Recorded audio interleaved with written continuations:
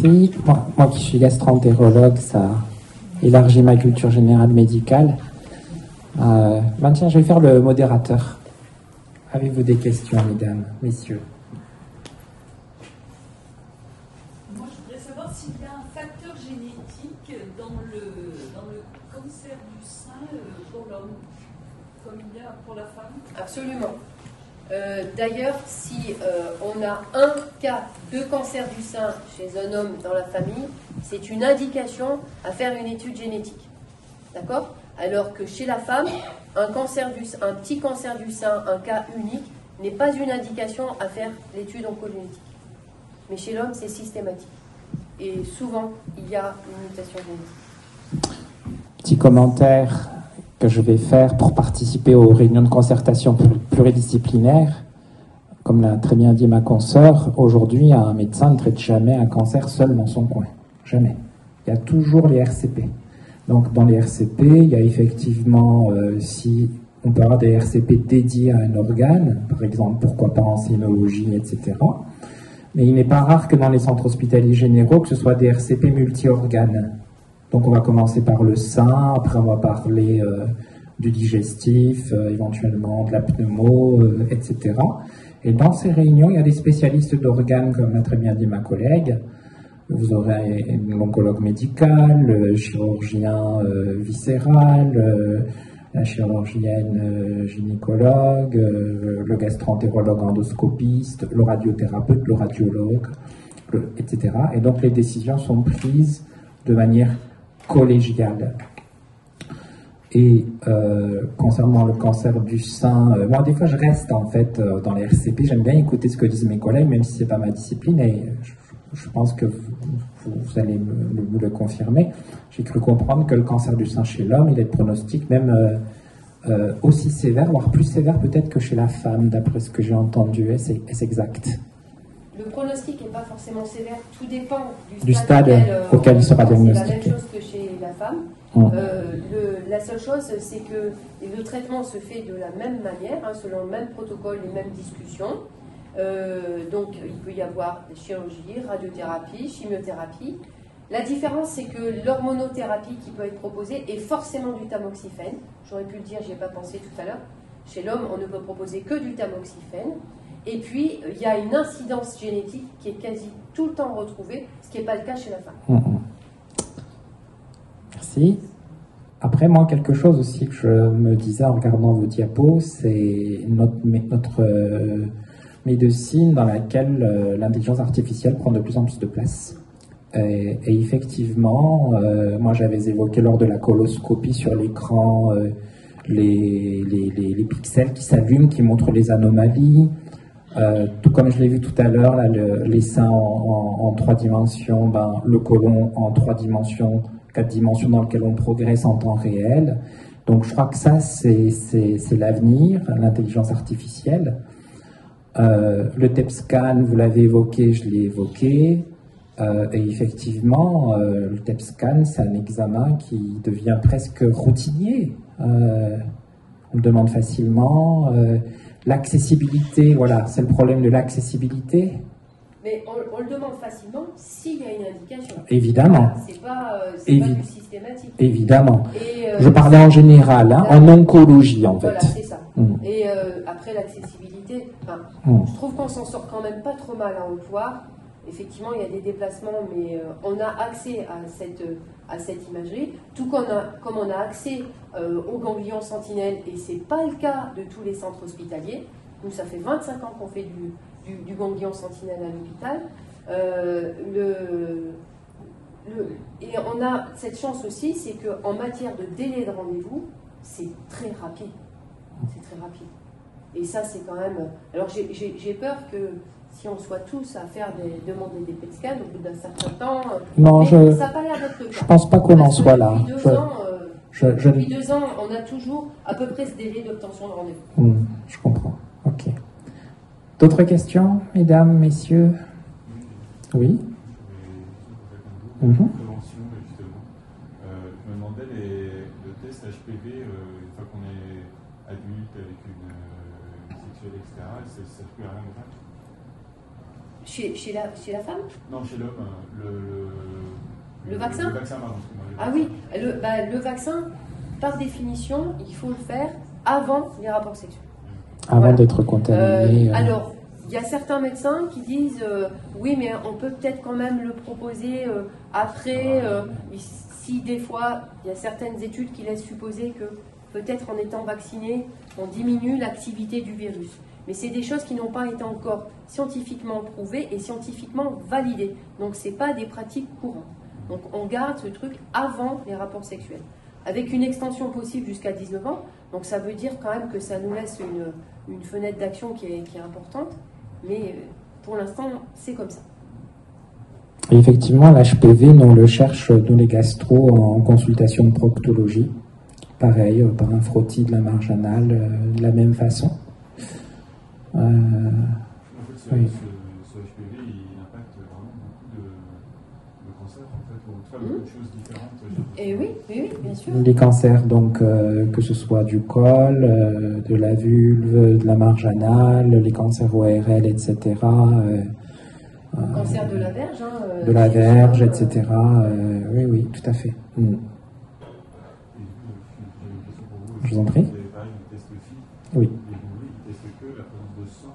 De l'hémoglobine humaine, oui. Il est spécifique de l'hémoglobine humaine. Et c'est en cela qu'il est plus intéressant que le test précédent qui s'appelait Hémoculte, où il pouvait y avoir une confusion avec l'hémoglobine humaine et l'hémoglobine animale. Donc si on avait mangé de la viande rouge, etc., le test pouvait être faussé. Alors que là, le FIT, le Fecal Immunochemical Test en anglais, lui est vraiment spécifique de l'hémoglobine humaine. S'il est positif, c'est que donc c'est par le biais d'un contact avec l'hémoglobine humaine, mais en même temps, malgré tout, il existe aussi des faux positifs. Il est spécifique de l'hémoglobine, mais il y a parfois des faux positifs. Et vous n'avez pas évoqué le lien avec le cancer du colorectal avec les Mickey. Et finalement, quand on a l'appendicite, ça n'a rien à faire ces tests aussi. Non, parce que justement, c'est ce que j'expliquais, c'est-à-dire que quand on a dans soi-même une Mickey, Crohn, RCH, ou si on souffre d'un syndrome HNPCC, ou si on souffre si on a un antécédent, non pas qu'on souffre, qu'on ait un antécédent, syndrome HNPCC. HNPCC, ça veut dire Human Non-Polyposis Colorectal Cancer. Cancer colorectal non lié à une polypose. Et donc là aussi, il y a des anomalies génétiques à la manière de ce qu'a dit ma consoeur sur le cancer du sein. Donc dans ces syndromes HNPCC, dans les polyposes familiales, dans les Mickey, on ne relève pas du dépistage par la recherche de sang dans les selles. On relève du dépistage par coloscopie directement. Oui. En fait, toutes les diapositives que j'ai faites, si j'entrais dans les détails, je pourrais vous faire un topo de 3 heures. Donc c'est pour ça que j'ai vraiment essayé d'aller à l'essentiel à chaque fois. Et ce que je n'ai pas abordé en détail ce soir, peut-être, on le verra bien à l'avenir, faire l'objet d'un autre topo, etc. Là, je me suis vraiment focalisé sur la symptomatologie du cancer colorectal. J'ai essayé de faire de vous des médecins en herbe. Et puis après, le dépistage. Pourquoi, comment? Voilà, je me suis vraiment focalisé là-dessus. Mais peut-être qu'une prochaine fois, si ça vous intéresse. Moi, ce que je faisais en Aveyron, je disais, quand on faisait Mars bleu, je disais, de quoi aimeriez-vous qu'on parle? Alors on réfléchissait, et puis après, donc une fois on faisait un peu de nutrition, une fois un peu d'endoscopie, une fois ceci, cela. Pour en revenir à ce que disait ma consoeur, moi j'aurais envie d'insister sur l'activité physique. Je trouve que notre système immunitaire est boosté par l'activité physique. Vous avez sans doute entendu parler de la Kami. Ça vous parle? Le karaté pratiqué notamment par les femmes qui souffrent de cancer du sein. Donc, ça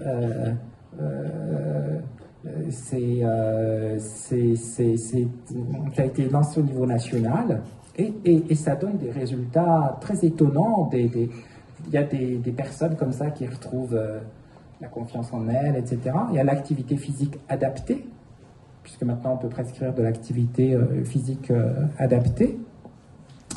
Et puis si vous allez vous balader du côté de Sète, vous avez à Sète parfois parmi vous?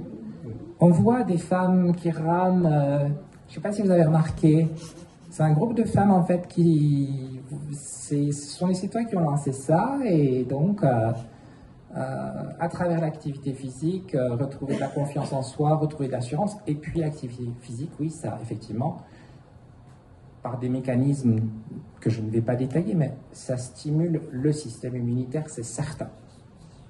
Et ça diminue de 30 à 40% le risque de récidive de cancer. Donc c'est quand même pas une paille. Moi j'avais une question. Vous parliez des barbecues.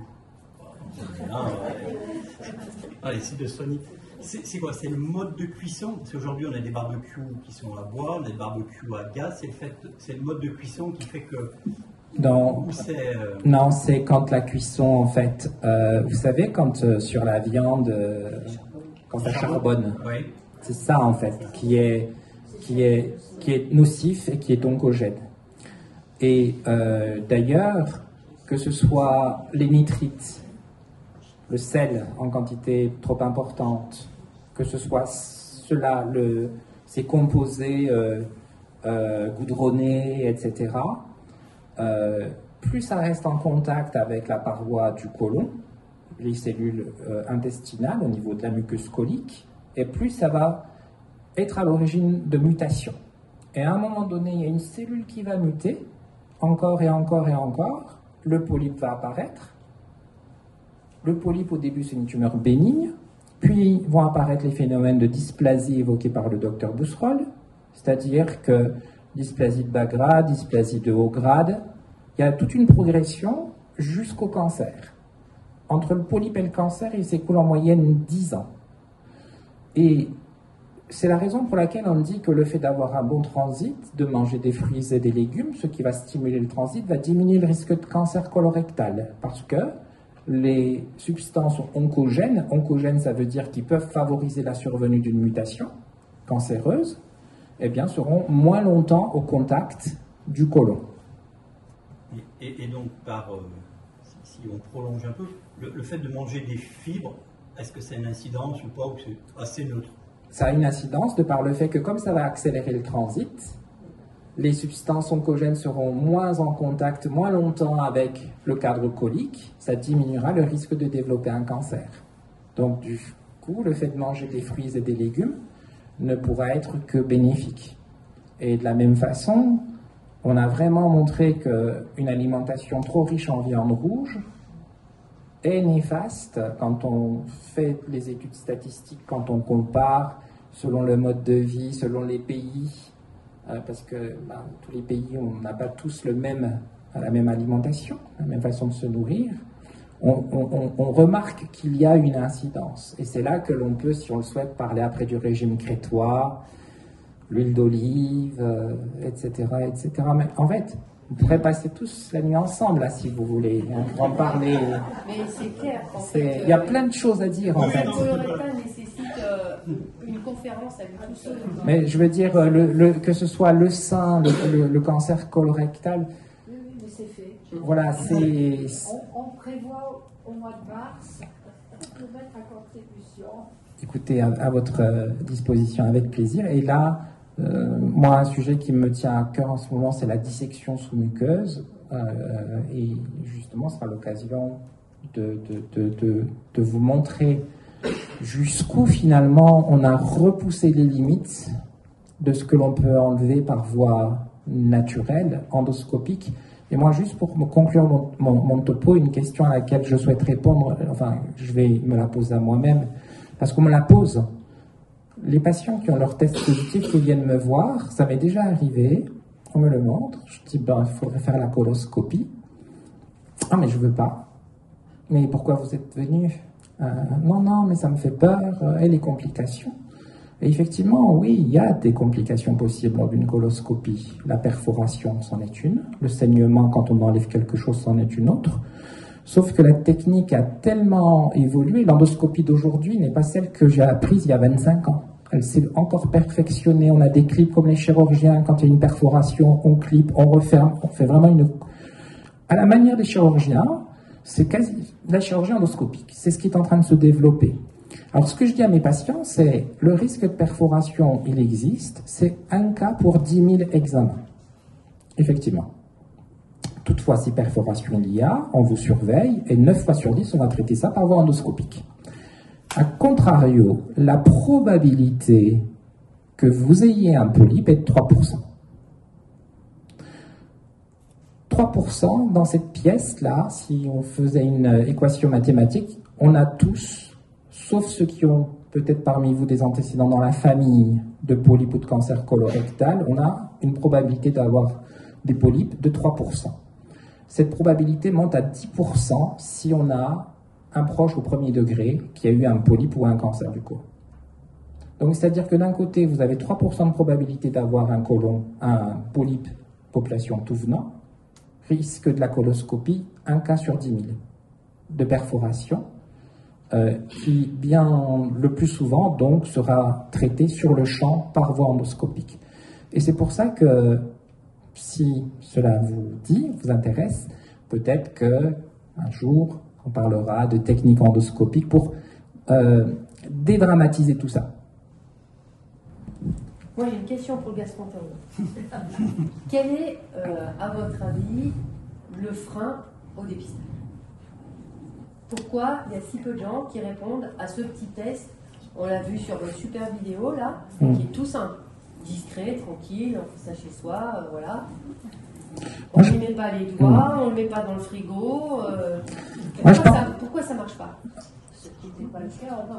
Oui, mais justement, pour dire qu'ils l'ont vraiment beaucoup simplifié, c'est de plus en plus simple, c'est de plus en plus efficace. Il y en a qui le savent pas. Il y a plein de dépistages, il y a pas on ne reçoit pas systématiquement, quand je parle de mon cas personnel, il n'y a rien de confidentiel. Le temps passe très vite, mais je ne recevais pas ce fameux test que j'ai pu demander au médecin. Je l'ai reçu. Au bout de 4 ans, effectivement, une erreur, c'est tous les 2 ans. Je ne l'ai pas reçu, je l'ai demandé, donc je l'ai fait. Je reçois lundi matin un message sur mon portable, un SMS. Ça y est, vous avez accès aux résultats. Alors pour avoir accès, faites-le ci, faites-le mal. Si votre carte, est-ce que c'est avec photo, sans photo, l'identifiant avec photo, sans photo, ça a duré 3 quarts d'heure. Je me suis vue dans le sketch, faites l'étoile, vous savez. Au bout de 3 quarts d'heure, toujours pas de résultat. J'appelle le médecin. Le médecin, la secrétaire me dit oui, on a ce genre de coup de fil tous les jours. Je vous donne le numéro du labo, j'appelle le labo, la dame me dit très sympathique, c'est une catastrophe, la prochaine fois je vous conseille, ne mettez pas votre numéro de téléphone, comme ça vous recevrez systématiquement les résultats par écrit. Mais je veux dire, tout le monde n'a pas accès à cette démarche-là, je me mets à la place d'une personne âgée, c'est très compliqué. C'est très compliqué, le dépistage est très compliqué. On ne reçoit pas systématiquement et c'est compliqué. Vous soulevez une problématique intéressante et réelle. Au tout début, quand on a commencé, effectivement, il y avait des registres et je vais vous parler de l'Aveyron que je connais bien. On avait commencé par les 50-52 ans d'un côté et les 74-72 ans de l'autre. Et donc, ils étaient convoqués par ce qu'on appelait la structure de gestion, en l'occurrence l'ADK, donc, et la questionnaire d'assurance maladie. Et puis, ça a duré un certain temps. Et puis après, on a multiplié les façons de pouvoir accéder au test. Et je crois que c'est là que les différentes façons, c'est à la fois un avantage et un inconvénient. Parce que si on n'est pas au courant, prenez le cas de Google. Moi, je vous ai dit, vous allez sur Google, vous mettez test de dépistage cancer colorectal, vous allez arriver sur une page de l'assurance maladie, on va vous demander vos coordonnées, votre adresse, vous le recevez par la poste. Et c'est réglé. Et donc, cette convocation comme cela se faisait avant de façon rythmée, régulière, ça ne se fait quasiment plus. Ou en tout cas, le rythme n'est pas régulier. Effectivement, mes patients me le disent. Ça, c'est vrai. La raison pour laquelle les gens ne le font pas, moi, j'en perçois 2 majeures. La crainte du résultat. Il y a des gens qui ont peur du résultat. Beaucoup. C'est pareil pour les mamans. Ouais. Ouais. Et je me rappelle cette phrase qui m'avait fait sourire. Une fois où un patient m'avait dit, j'avais dit, mais pourquoi vous ne le faites pas? Et le patient m'avait dit, mais vous êtes fou, vous vous rendez compte si j'étais positif? Donc ça m'a fait sourire et j'ai dit, mais vous... après on en a souri tous les deux. Je dis, mais si c'est positif, c'est positif. Ça veut dire qu'à ce moment il faut faire la coloscopie. Donc moi je vous encourage à le faire. Première chose. Deuxième chose, la pudeur. les gens sont pudiques. Et effectivement, je vais vous donner un exemple. Je ne fais jamais de toucher rectal. Jamais. Les gens sont gênés. Nous, médecins, je ne pense pas qu'on le soit, parce que dans la médecine telle qu'elle nous a été enseignée, moi, il y a 25 ans, quand j'ai commencé ma fac de médecine à Strasbourg en 91, quand on était au CHU, ben voilà, on apprenait, etc. Mais il y a vraiment une pudeur là qui est là, qui fait que les gens... Alors moi, maintenant, ce que je dis aux patients, c'est écoutez, vous ne tracassez pas, toucher rectal, on le fera quand je vous ferai la coloscopie, de toute façon. Voilà. Et ça permet de dédramatiser, etc. Donc, la pudeur aussi, elle est là. Mais avant la pudeur, selon moi, c'est la crainte du résultat. Et si c'était positif? Et les patients ne réalisent pas que si le test est positif, il y aura une coloscopie, et le cas échéant, ça permettra de découvrir la maladie à un stade plus précoce, et donc de maximiser les chances de guérison. Et après, comme l'a très bien dit ma consoeur, c'était intéressant ce cas que vous avez évoqué, que vous avez opéré, que 3 ans plus tard tout va bien, etc. En gastro-entérologie, j'ai des histoires similaires. Je pense notamment à une dame qui avait la trentaine, qui avait eu un cancer du côlon, avec des métastases hépatiques, qui avait été opérée, chimio, immuno, etc. Et puis qui, là, 10 ans plus tard, va bien, est toujours là, est en rémission, etc. Donc, la médecine, des fois ça marche, souvent ça marche, ça soigne, on soigne les gens, c'est ça notre job, soigner ou soulager. On n'a pas de baguette magique pour autant. Voilà. On fait ce qu'on peut. C'est ça. Et c'est là que moi je peux également vous dire que le cancer colorectal en France, c'est 1 milliard de dépenses pour l'assurance maladie, 1 milliard d'euros par an. Quand entre les frais directes et indirects, les dépenses directes et indirectes de santé, dépenses indirectes, c'est les arrêts maladie, dépenses directes, c'est les soins, etc., que cela peut engendrer. Pour vous donner un ordre d'idée, une journée d'hospitalisation à l'hôpital, dans un service de médecine, c'est à peu près 1 000 euros par jour. Un service de chirurgie, c'est un peu plus.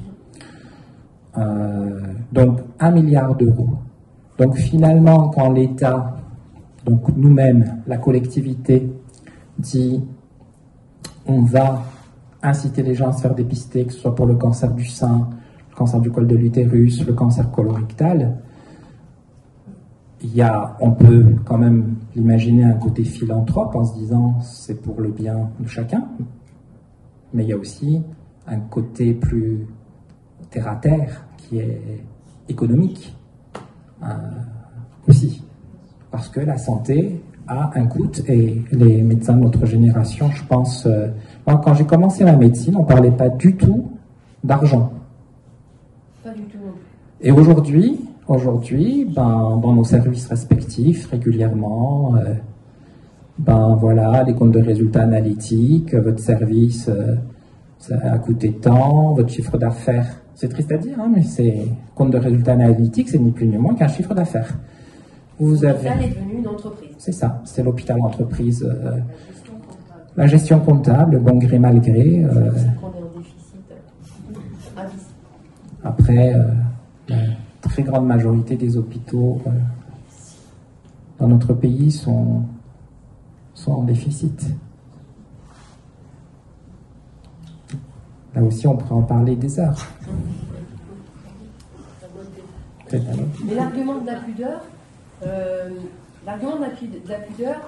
je crois qu'il est... Alors, c'est certainement une réflexion féministe, concerne plus les hommes, parce que cet argument de la pudeur, on pourrait faire le parallèle pour les femmes, le frottis,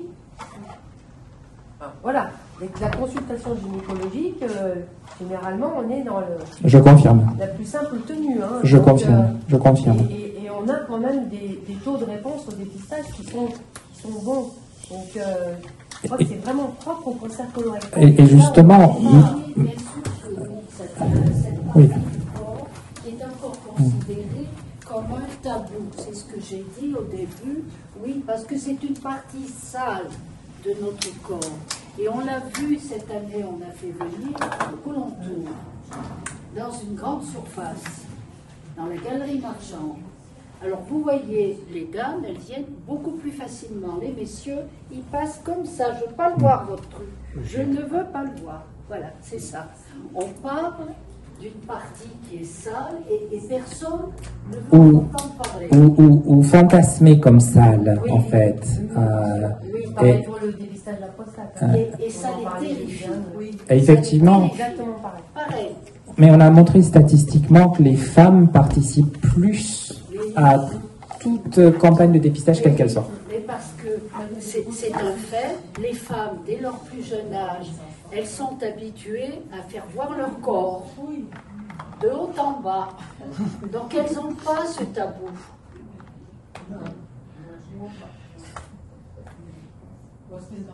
Ça.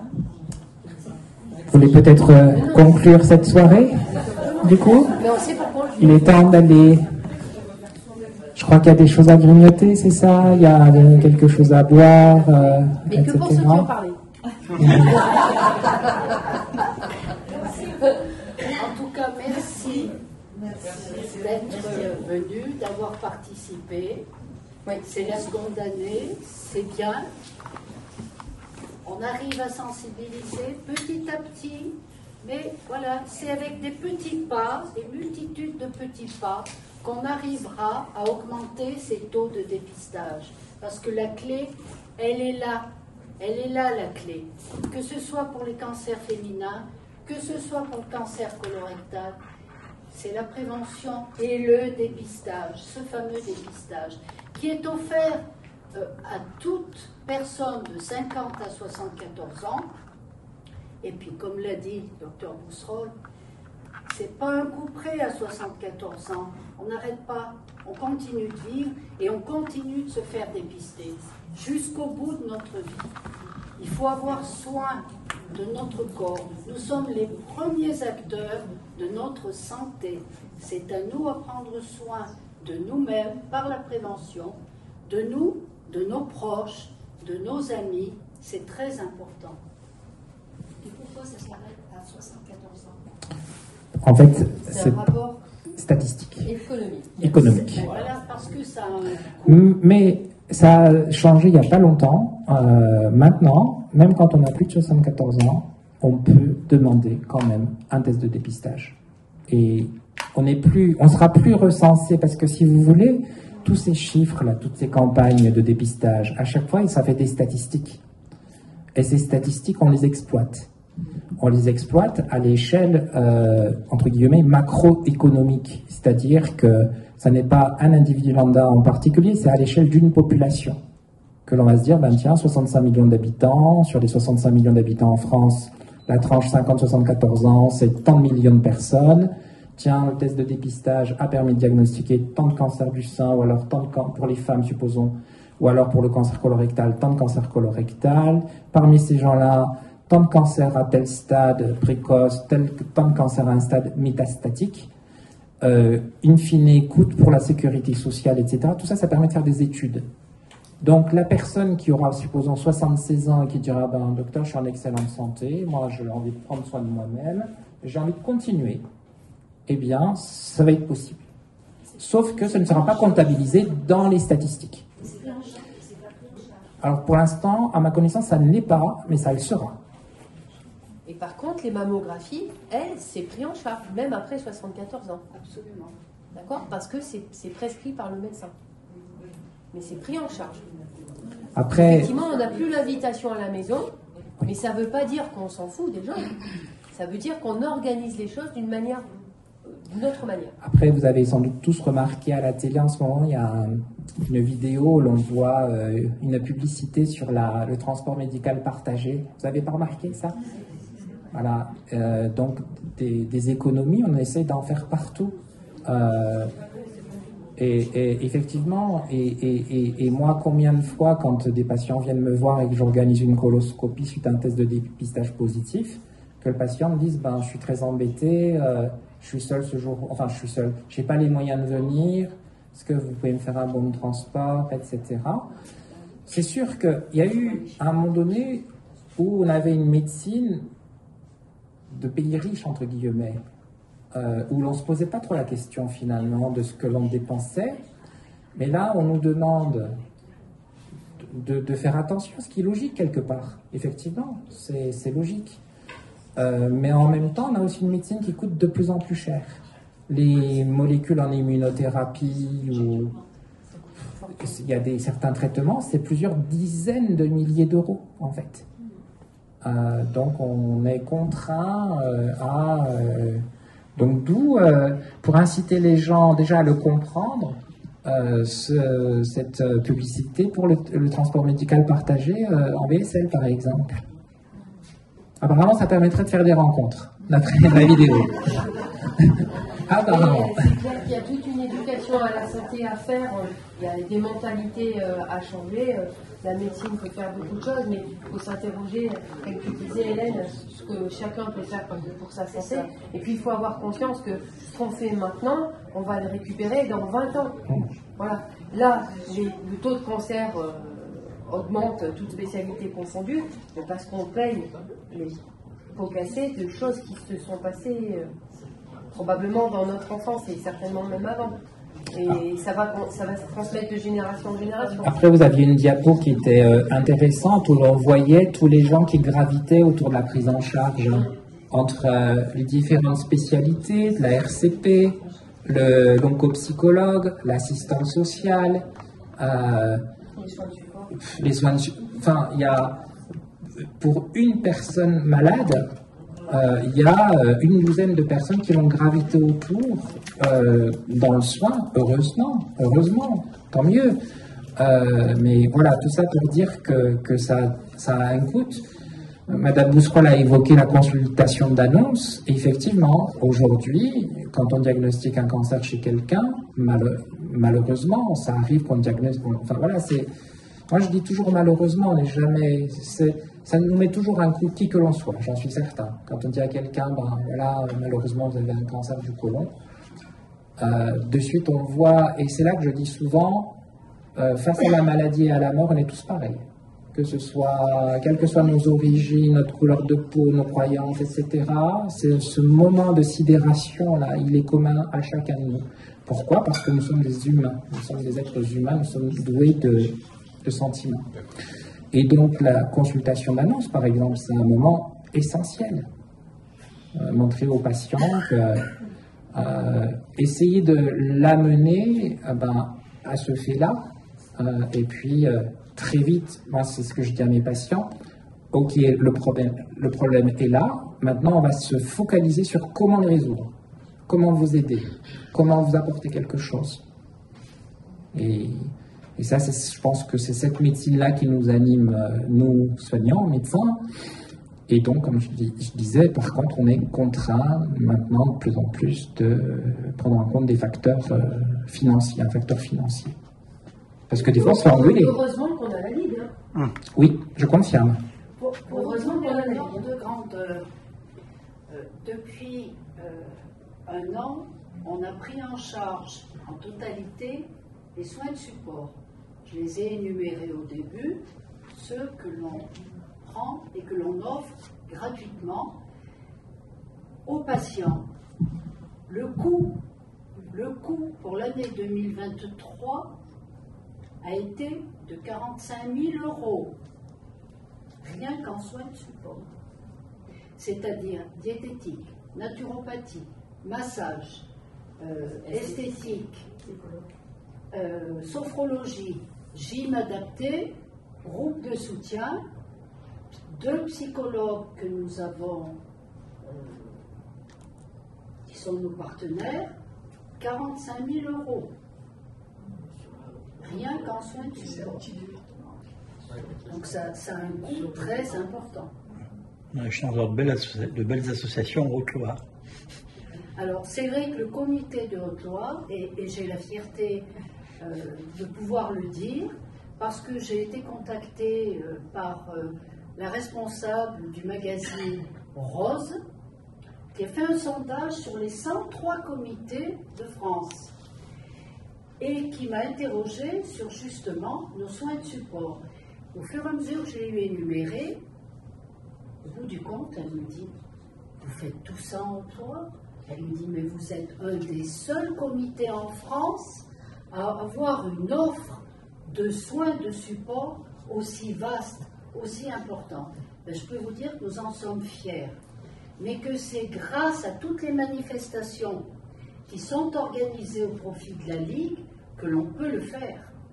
Parce que la Ligue ne vit que grâce à ses adhérents, grâce aux dons, éventuellement aux legs qui restent vraiment à la marge, que l'on peut recevoir, mais vraiment nos ressources, c'est les manifestations, les marches, les manifestations, quelles qu'elles soient, qui sont organisées au profit du comité. C'est ce qui nous permet d'aider nos malades et leurs proches. Parce que notamment le soutien psychologique est offert. 10 séances sont prises en charge par la Ligue pour le patient et 5 séances pour les accompagnants qui vivent au domicile du malade. Moi, je pourrais rajouter que les soins de support qui ne sont pas pris en charge par la Ligue, il y a pas mal de professionnels qui offrent la séance aux personnes concernées. Oui, mais c'est très bien. Ils ne font pas payer la séance. C'est très bien. On est tous complémentaires. Des vrais professionnels, les organisations.